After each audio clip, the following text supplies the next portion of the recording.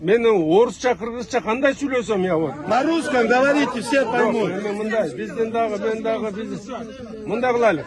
Мына, орысча, кыргызчада талашпагыла. Вот сейчас смотрите, так сделаем.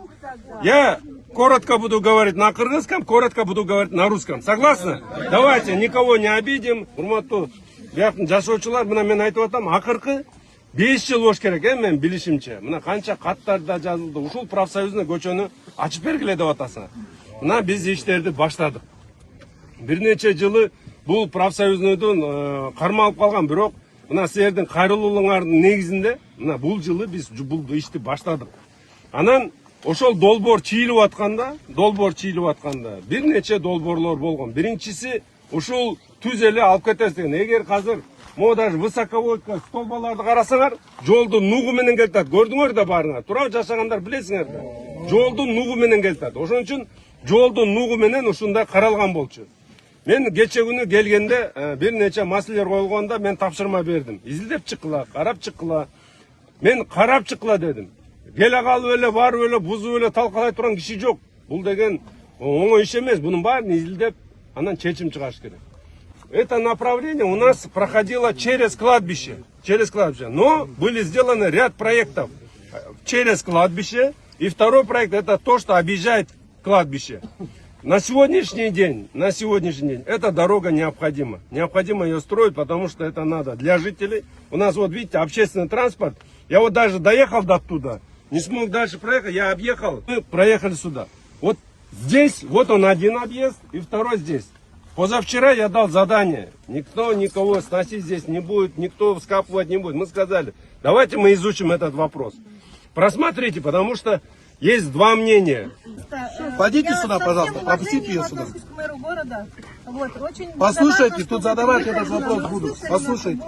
Вот. Не кричите. Здесь, конечно, я всех этих людей знаю. Здесь пошире, ребят. 50 лет в этом селе. Пошире. Здесь 5-е поколение. Конечно же, по кладбищу здесь захоронено наших родственников. Мой сын, мой отец.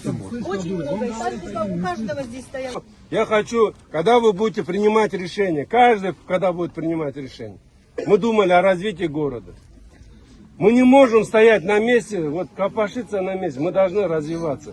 Этот генеральный план был разработан специалистами. Мы проекты все делали. Давайте думать уже и о живых тоже, кто живет сегодня здесь рядом, кто живет в этом селе. Хорошо? Давайте не будем здесь. Здесь и провокаторы есть, я знаю. Я только то. Мы знаем, мы вас каждый день видим по телевизору. Вы, как говорится, команда нашего президента.